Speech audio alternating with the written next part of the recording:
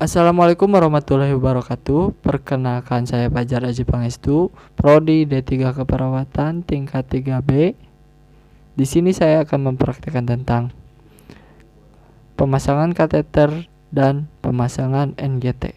Ini adalah alat yang kita butuhkan untuk pemasangan kateter. Yang pertama ada duct steril. Lalu di sini saya juga sudah sediakan urine bag yang berfungsi untuk menampung urin apabila nanti ada urin yang keluar, dan jangan lupa untuk ditutup agar tidak ngacir kemana-mana. Yang kedua ada selang kateter. Di sini selang kateternya yang ukuran 18 ya, yang panjang, karena ini akan dipasangkan pada pria. Dan setelah itu yang kita butuhkan selanjutnya adalah handscoon steril. Dan di sini juga saya sudah sediakan bengkok yang tujuannya untuk menampung sampah-sampah yang sudah digunakan. Dan saya juga sudah sediakan plester antaranya. Lalu ada gel untuk pelumas dalam pemasangan. Ya, yang selanjutnya saya juga sudah sediakan pinset dan kasa steril. Selanjutnya untuk tahap pemasangan ada episode selanjutnya. Sebelum kita melakukan tindakan, kita lakukan cuci tangan terlebih dahulu. Untuk videonya, lihat dan simak video berikut.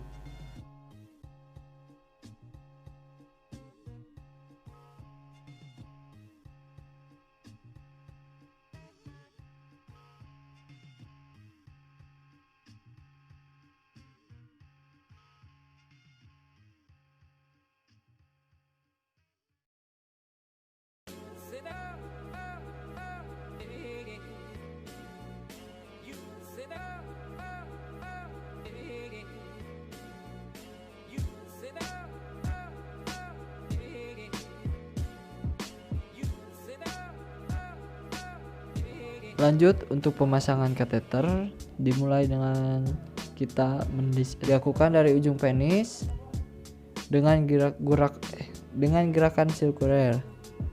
Nah, dilakukan terus hingga ke selangkangan, terus sampai melebar lagi. Di sini juga bisa ke selangkangan bagian bawah ya, bagian bawah, dan sampai ke anus juga bisa. Setelah itu buang sisa dari pembersihan ke bengkok. Lalu kita pasang duct steril. Pasangkan duct steril. Selanjutnya kita Selanjutnya kita masukkan gel silokain. Nah, karena ini gel silokain tidak ada ya, kita pakai gel yang ada.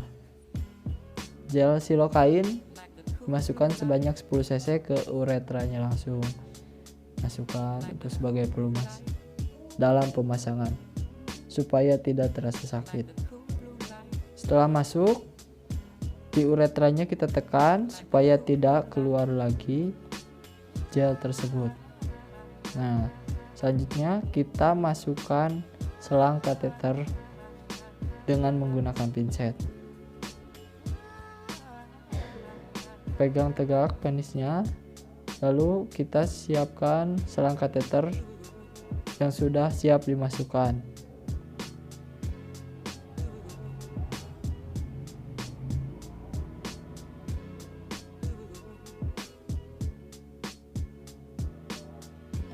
Kita mulai masukkan dan berkomunikasi terhadap pasien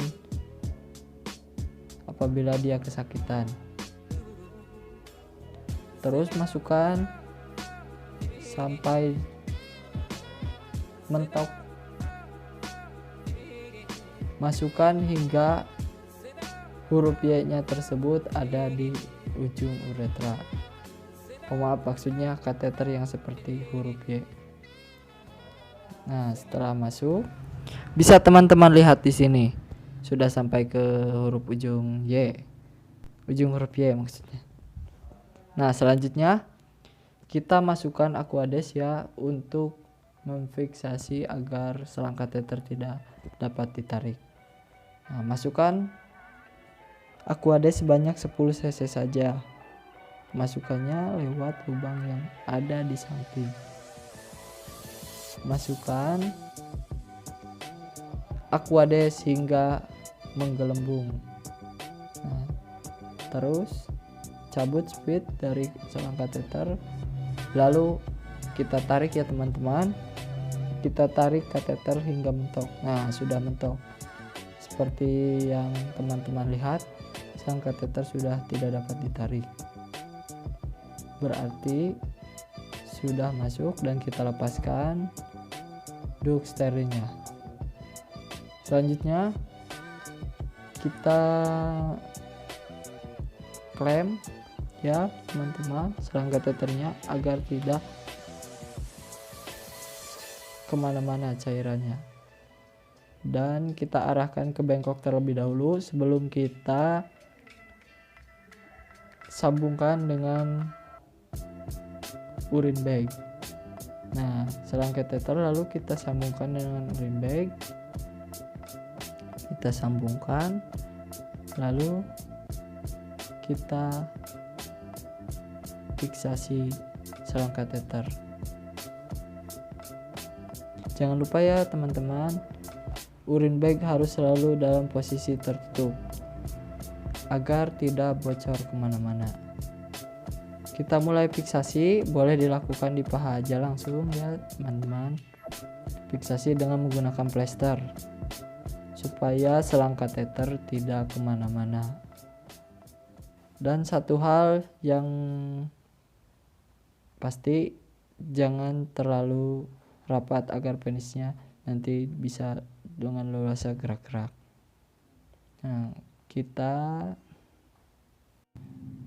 Nah, untuk evaluasinya kita bisa lihat urin yang masuk seberapa cc, dan kita bisa lihat warna urinnya seperti apa. Dan untuk di dokumentasi, kita dokumentasi masuk Aquades berapa mili dan hari kapan dipasang urin bag. Selanjutnya adalah video cara pemasangan NGT. Nah, pemasangan NGT ini bertujuan untuk memberikan nutrisi terhadap pasien. Dimulai dari mengukur selang NGT dari ujung hidung ke telinga sampai ke lambung. Lalu selanjutnya untuk pemasangan selang NGT.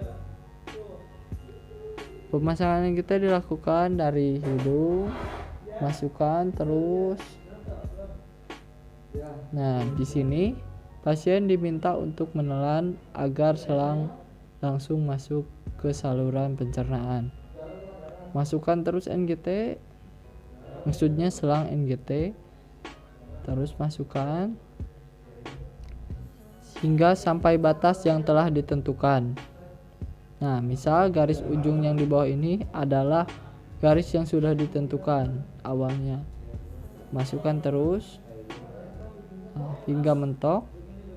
Kita cek dengan memasukkan udara hingga terdengar bunyi dup, berarti selang sudah masuk. Lalu cara kedua adalah dengan menarik cairan asam lambung. Jika keluar cairan asam lambung, berarti selang sudah dipastikan masuk, dan jika tidak, berarti selang masuk ke paru-paru atau melilit. Nah, setelah selesai pengecekan tersebut, maka selang telah terpasang. Cairan dextrose ataupun Pertama yang harus disiapkan NaCl, tapi yang kita pakai adalah Ecosol. Dan jangan lupa untuk selang infusnya, ini saya pakai selang yang sudah terpasang dengan tabung infusnya. Lalu selain itu juga kita memerlukan sarung tangan steril, dan tidak lupa juga ini adalah kanula. Kanula yang ada di sini ada kanula 22G dan kanula 20G. 20 gauk, tapi kita pakai yang 20 gauk karena yang 22G ini terlalu kecil untuk pasien dewasa. Lalu ada lagi kita perlukan adalah tourniquet untuk membendung darah. Setelah itu kita perlukan juga kapas Kapas digunakan untuk sterilisasi. Ada Lalu selain itu kita perlukan adalah plester untuk memfiksasi di akhir pemasangan infus. fiksasi daripada infus. Jadi emboli di Sebelum dalam kita pembuluh pasang darah. cairan, Jadi kita keluarin aja, boleh ke dulu cairan. wadah sini dikeluarin. Sambil kalau misalnya masih ada udaranya di selang boleh disentil-sentil. Oke, sedikit-sedikit aja. Kalau udah make sure nggak ada udaranya, kita tutup. Kita keluarkan cairan. Kita rapatkan lagi selangnya. Tidak ada gelembung di dalam Kita gantungkan di sini. Tujuannya apa? Supaya nanti selang. nggak kena sama baju, nggak kena sama ranjang. Jadi make sure ininya tetap steril. Oke. Siap-siap. Oke teman-teman, selanjutnya kita akan melakukan pemasangan tuniket. Kita mau memblokade pembuluh darahnya. Ke dalam. Hati-hati pemasangan tuniket, jangan sampai kebalik ya. Ini di bagian belakangnya yang kita pasang. Setelah Kayak itu seatbelt. untuk mencari pena Lekatkan. kita Lekatkan. menggunakan Oh, tourniquet langsung. agar lebih jelas dalam Kita pasang aja. Lokasi pemasangan sekitar 10 cm dari tourniquet. lokasi penusukan infus. Kalau saya nanti mau melakukan penusukan di sini, berarti sekitar 3 jari. Hanya Saya blokade darahnya di sini. Oke, sekitar di sini nanti saya akan melakukan pemasangan. Selanjutnya kita evaluasi vena mana yang akan kita pasang kita pakai dari infus. tersebut. Vena dibagi jadi 3 dasarnya ya. Saya juga udah mau Setelah kita memasang di tentukan vena di mana bagian yang media. akan Sekarang ditutup. selanjutnya kita lakukan Setelah itu sterilisasi. kita lakukan Oke, kita sterilisasi desinfeksi dengan menggunakan kapas alkohol. yang sudah diberi alkohol. Desinfeksi bisa dilakukan dengan cara satu garis saja kita tarik, ataupun 2 garis kita buat, ataupun kita lakukan dengan cara sirkular. Kita bikin memutar seperti ini. Atau bisa Jika setelah dilakukan sterilisasi, ke bagian pastikan tangannya yang tadi udah saya bilang juga. kita ambil Tujuannya ya emang ini kan pasiennya ceritanya laki-laki dewasa. akan kita pasang. Cocoknya di 20 gauk, sedangkan tadi ada yang 22 itu terlalu kecil. Biasanya buat anak-anak. Kita Oke, selanjutnya teman-teman kita lihat di sini. Nah, ujungnya ya, lubangnya itu harus ngarah ke atas kalau mau masukin ke vena. Kenapa ya? Supaya nggak sakit aja gitu. Kalau lubangnya di bawah kan sakit masukinnya. tinggal lubang itu mengarah ke atas. Oke, sebelum kita pasang ya, pastiin dulu kita eratkan si kulitnya supaya venanya itu lurus dan supaya kita juga gampang kan ngelihatnya. Jadi kita nggak salah masukin. Oke, kita masukin pada pembuluh darah yang asli ya. Kalau misalnya dimasukin gini akan terjadi aliran darah ke arah kanula. Tapi karena ini manikin, anggap saja ini sudah ada aliran darah ke kanula. Kita buka, kita lepas kanula dan jarumnya pelan-pelan.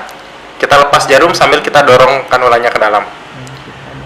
Oke, kita dorong aja sampai mentok. Kalau sudah, jarum dilepas. Sambil kanula tetap ditahan supaya darahnya tidak mengalir keluar ya. Kanula bisa ditaruh. Kita Setelah lepas itu, tuniket. kita lepas tourniquet. Oke, kalau sudah, sambil selagi ditahan, kita ambil selang yang tadi udah kita siapin. Selang yang tadi dan langsung dipasang selang. Pastiin teman-teman, selang di sini ada kepalanya, kita buka dulu tutupnya. Kalau enggak nanti nggak akan bisa masuk ke kanula. Kalau udah, kita masukin ke kanulanya. Kita kunci jangan lupa ya, supaya nggak gampang lepas. Oke, ini udah dimasukin nih. Kita buka sekarang aliran infusnya. Dan kita Aliran infusnya saya pakai 20 TPS, 20 tetes per menit. Ini aliran infus yang standar. Kalau misalnya aliran infus sudah mengalir, boleh kita lepas. Tujuannya apa? Kita buka aliran infusnya supaya darahnya ini nggak balik, supaya darahnya nggak masuk ke dalam selang infus, tetapi malah si cairan infusnya yang masuk ke dalam pembuluh darah. Oke teman-teman, sekarang kita akan lanjutkan pada fiksasi. Tapi ingat, sebelum fiksasi kita pastiin dulu nih daerah sininya bersih. Karena ini manikin jadi nggak kelihatan. Tapi kalau misalnya pasien, biasanya di sini suka ada darah. Nah, kalau misalnya kita mau bersihin darah, kita gunain kapas yang udah ada alkohol lagi ya, supaya steril. Seperti biasa, satu gores saja. Kalau udah, kita langsung fiksasi. Fiksasi caranya ada macam-macam sih. Ada yang bisa langsung digini, ada yang bisa ngebentuk kupu-kupu. Nah, kalau saya sekarang mau pakai cara yang kupu-kupu. Saya lebih senang pakai cara ini karena lebih bagus aja dilihatnya gitu, lebih enak. Caranya gampang, kita letakin plesternya di bawah, terus kita buat simpul silang seperti ini. Kan kelihatan lebih rapi ya. Kalau kita udah buat simpul seperti ini, kita masukin selangnya dari bawah tangan sini supaya lebih rapi, jadi pasien juga lebih enak geraknya gitu. Dan terakhir lakukan fiksasi di sebelah Dan atas. terakhir kita lakukan lagi fiksasi di sini supaya nggak kemana-mana selangnya. Terima kasih telah menonton video saya. Akhir lisan, assalamualaikum warahmatullahi wabarakatuh.